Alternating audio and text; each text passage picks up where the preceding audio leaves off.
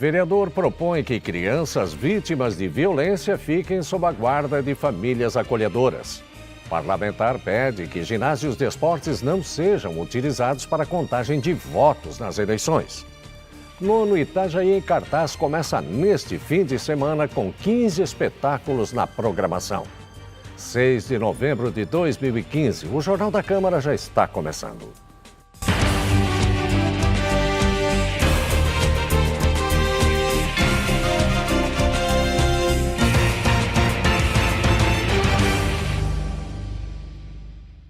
Boa noite. A Câmara de Itajaí aprovou o requerimento de autoria do vereador Fabrício Marinho. O parlamentar pede aos juízes da Justiça Eleitoral da 16ª e da 97ª Zonas Eleitorais que não sejam utilizados os ginásios Gabriel João Colares e Ivo Silveira para apuração de votos nas eleições municipais de 2016. Fabrício Marinho justifica que a utilização destes locais pela Justiça Eleitoral pode prejudicar as equipes que utilizam os ginásios. O parlamentar sugere que seja utilizado, por exemplo, o anexo do Centro Eventos de Itajaí. Já o vereador Fernando Pegorini teve um requerimento aprovado na Câmara solicitando informações sobre os serviços de acolhimento institucional de crianças e adolescentes mantidos pelo município. O parlamentar quer apoio para um anteprojeto de lei que institua em Itajaí a família acolhedora. A proposta é que as crianças retiradas das famílias sejam acolhidas por outras famílias sem a necessidade de encaminhamento para instituições. A repórter Elis Brandina conversou com o vereador Pegorini, que explicou as vantagens do serviço. Hoje, aqui no município de Itajaí, nós temos a família, o acolhimento institucional, que são os abrigos aqui do município de Itajaí. Tem algumas entidades que têm também esses abrigos, através também de convênios aqui com a Secretaria de Desenvolvimento Social. Hoje o requerimento foi em busca de informações para que a gente possa trabalhar esse modelo de família acolhedora, que seria, na verdade, encaminhar subsídios a algumas famílias e para que encaminhe esse jovem a um lar, junto a uma família, que é totalmente diferente do modelo que é feito hoje no município de Itajaí. Então, temos referências hoje em conversa, inclusive, com o promotor da 4ª Promotoria da Infância e Juventude, da comarca Itajaí. Temos referências ótimas do município de Jaraguá do Sul, São Bento do Sul, que já fazem esse trabalho com a família acolhedora, hoje aqui no município a gente vê que através do acolhimento institucional a gente tem um gasto exorbitante para poucas crianças e adolescentes acolhidos aqui através do município, em torno de 30 adolescentes e crianças e adolescentes. E podemos, com esse recurso hoje, que é empregado no acolhimento institucional, encaminhar pelo menos aí o dobro do que é acolhido hoje através do acolhimento institucional e, na verdade, com uma maior eficiência, um melhor acolhimento a essa criança que estar dentro de um lar, com uma família.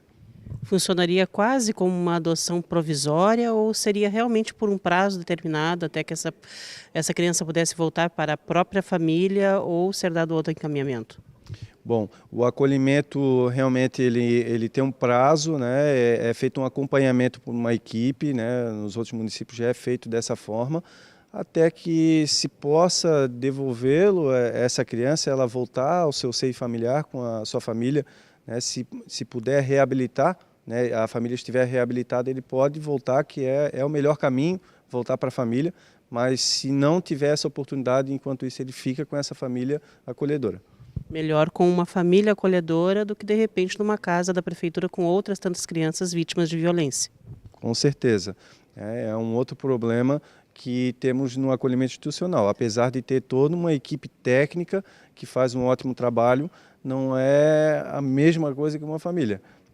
São coisas distintas e que temos que...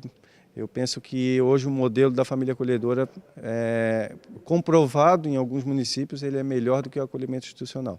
O senhor já está pensando, procurando informações para apresentar esse projeto aqui também em Itajaí? Bom, ele não pode ser apresentado pelo Poder Legislativo justamente em função do princípio constitucional ali da separação dos poderes, que a Câmara de Vereadores ele não pode participar. Mas a ideia é a gente buscar informações, fazer uma audiência pública, chamar o CONDICA, o Conselho Municipal dos Direitos da Criança e do Adolescente, a promotoria, todos envolvidos nessa área, para que a gente faça uma grande força realmente para que o Poder Executivo possa trazer isso para o nosso município e fazer a diferença. De repente, um anteprojeto de lei encaminhado à Prefeitura? Com certeza. Um anteprojeto de lei, através de uma indicação e solicitando que o município possa cumprir, né, e isso não feito pelo vereador Pegorini, mas que possamos fazer através da Comissão de Proteção para que ganhe mais força. O Departamento Intersindical de Estatística e Estudos Socioeconômicos, o DIESE, foi homenageado pela Câmara de Itajaí, com uma moção de congratulação e reconhecimento ao trabalho desenvolvido ao longo dos 60 anos da instituição. A iniciativa partiu do vereador Oswaldo Mafra, que entregou a moção a José Cardoso, supervisor técnico do DIESE. Eles conversaram com a nossa equipe sobre o papel do DIESE na melhoria da qualidade de vida dos trabalhadores. A homenagem que fizemos hoje ao DIESE, 60 anos, é uma coisa muito importante para o movimento sindical brasileiro. Não só brasileiro, como para Santa Catarina. O DIESE tem nos dado suporte suficiente para que a gente tenha uma negociação de qualidade e principalmente as reivindicações sejam atendidas, com dados estatísticos que realmente faz com que a gente leve à mesa de negociação coisas reais do nosso Brasil do dia a dia. Então não temos dúvida que essa homenagem é em busca de uma melhor qualidade de vida, principalmente para os trabalhadores que ganham menos e principalmente também para dar qualidade de vida para esses trabalhadores, que a gente tem lutado bastante e o DIESE tem sido uma ferramenta fundamental para essas conquistas. Claro que ainda falta muito, né, para que a gente consiga atender os padrões de vida mínimos dos brasileiros. Mas claro que a gente continua ainda com o DIESE nos ajudando para que a gente faça um trabalho ainda melhor. Todo o movimento sindical, então, é parceiro realmente do DIESE em todas as suas lutas. O DIESE é a criação do movimento sindical brasileiro. Nós que fizemos o DIESE e claro que a gente tem movimentado e dando a ele o suporte necessário financeiro e político para que a gente junto construa, né, uma sociedade ainda melhor. Apesar do DIESE estar muito mais disseminado entre os trabalhadores formais, aqueles que têm carteira assinada, que têm melhores condições de vida, na realidade o trabalho de assessoria que o DIESE faz acaba ajudando todos os trabalhadores, especialmente aqueles mais prejudicados pela concentração de renda no Brasil. Eu dou um exemplo que é a luta do DIESE pelos ganhos reais do salário mínimo. O salário mínimo tem um peso na sociedade brasileira, especialmente entre os trabalhadores, muito significativo. E uma das bandeiras históricas do DIESE, desde a década de 50, é justamente a defesa do salário mínimo real. Em grande parte, os ganhos reais que o salário mínimo obteve nos últimos 10 ou 15 anos, ganhos que chegam aí a 80% acima da inflação, tem a ver com os estudos, com as pesquisas que historicamente o DIESE fez para subsidiar o movimento sindical. E na avaliação do DIESE atualmente, como é que está essa relação? Já foi possível se chegar a um mínimo real no Brasil? Está próximo disso ou ainda está muito distante? Ainda está muito distante, apesar das melhorias da última década.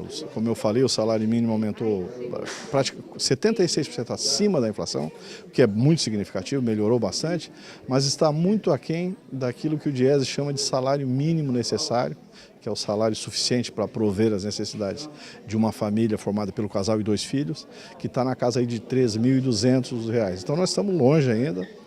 E a gente coloca, inclusive, esse dado como um farol, um local a ser alcançado, né?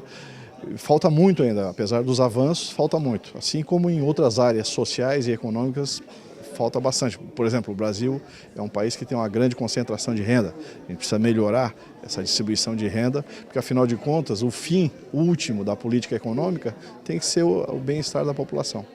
Seu José Cardoso, essa homenagem hoje aqui recebida da Câmara de Itajaí para a instituição é importante também, como reconhecimento de todo o trabalho feito. é muito importante. Nós temos alguns sócios aqui na região, é uma forma do jazz ter visibilidade na sociedade, que é fundamental, especialmente em se tratando de uma instituição peculiar como é o jazz, que é sustentada exclusivamente pelo movimento sindical. Isso dá uma característica de singularidade ao jazz no mundo todo. Não existe nenhum instituto de pesquisa e assessoria como o jazz em outros países que seja sustentado exclusivamente pelo movimento sindical. Então essa homenagem prestada pelo vereador Oswaldo, para nós é muito importante, a gente fica muito agradecido.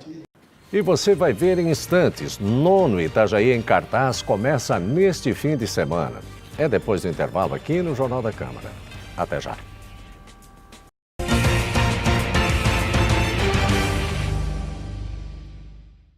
De 7 a 15 de novembro, Itajaí em cartaz destaca o fazer teatral e estimula a arte.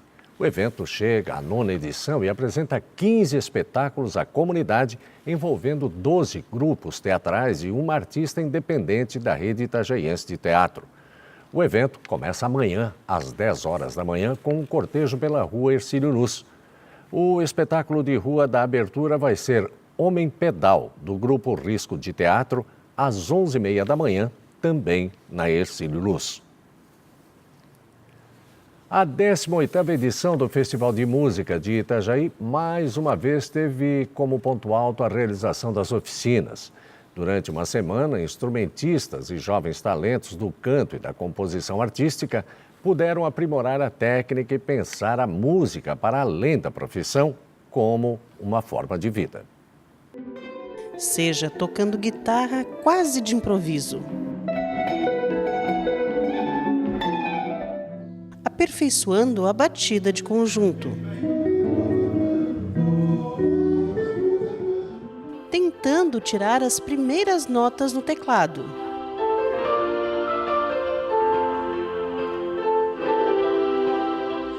ou ainda tentando fazer sua voz ser ouvida em meio a tantas outras.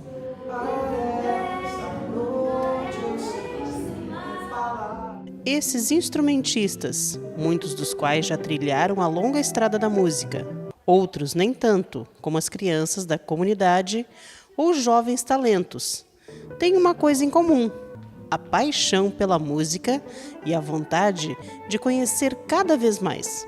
E uma vez por ano, durante o Festival de Música de Itajaí, eles têm essa oportunidade ao participarem das oficinas do festival, consideradas como o ponto alto de todo o evento, muito mais do que os shows. O show ele é uma oportunidade que a gente tem de ver em vários lugares. Se você olhar na internet, você vai para outras cidades e assiste. Agora, a oficina é uma oportunidade ímpar de você ter um professor que mora muitas vezes no Rio de Janeiro, São Paulo, enfim, a cidade que for, mas que a gente não tem esse acesso tão fácil e que está aqui uma semana à nossa disposição para trazer a sua experiência, para trazer novas técnicas, novas oportunidades, novas maneiras, no caso da oficina de canto, de cantar, e cada oficina tem a sua particularidade, né?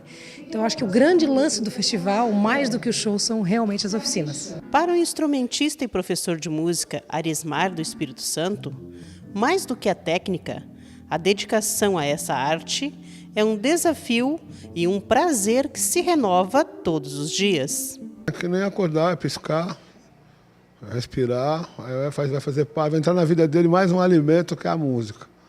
A música vai em lugares assim, inexplicáveis, inexoráveis, loucos, que a gente não tem explicação.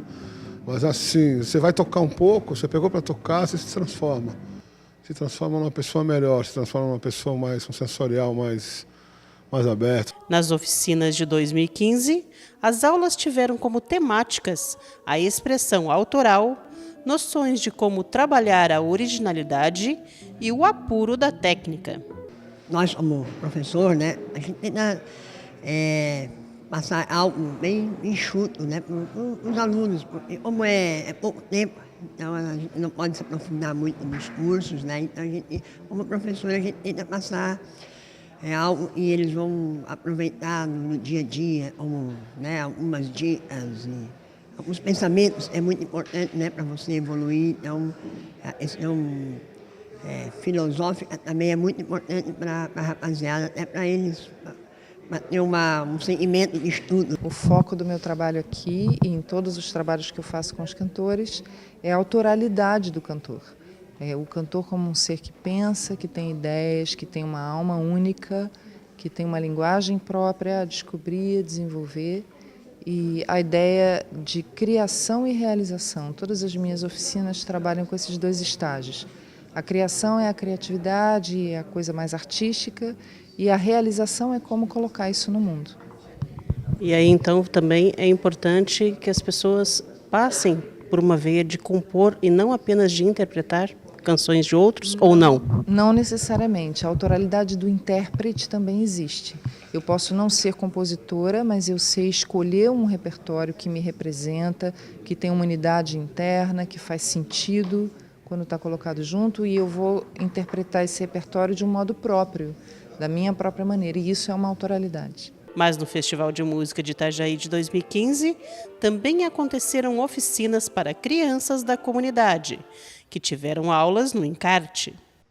O coordenador das oficinas do Festival de Música de Itajaí, Oliver Desidério, avaliou o trabalho realizado neste ano. Ele destacou a participação de ministrantes catarinenses. Num ano que a gente trabalhou com muitos professores catarinenses, e foi uma surpresa muito positiva, né? Bom, como a gente está sempre ligado a essa questão da cultura e da música, da arte no estado, sabíamos que tínhamos grandes valores, grandes professores aqui no estado já, e resolvemos então chamá-los para participar. Então tivemos aí uma grande parte de professores catarinenses que o resultado foi excelente, né? Os alunos, os oficineiros, os participantes, todos eles muito felizes e adorando trabalhar com essas pessoas, etc. Então é um balanço que eu faço. Tivemos um excelente festival de música e quem sabe aí para os próximos anos vamos contar também com esse pessoal, com essa mão de obra catarinense que é de excelência. O 8º Seminário de Violão de Itajaí tem 2 concertos neste fim de semana. Amanhã, a apresentação fica por conta de Paulo Porto Alegre. No domingo, é a vez de Henrique Cases e Marcelo Gonçalves. Os 2 concertos vão ser no Teatro Municipal às 8h30 da noite. E os ingressos estão à venda na bilheteria e custam R$10 ou R$5 para quem levar um brinquedo. E o Jornal da Câmara de hoje fica por aqui. Para você, uma excelente noite, um ótimo final de semana e até segunda-feira.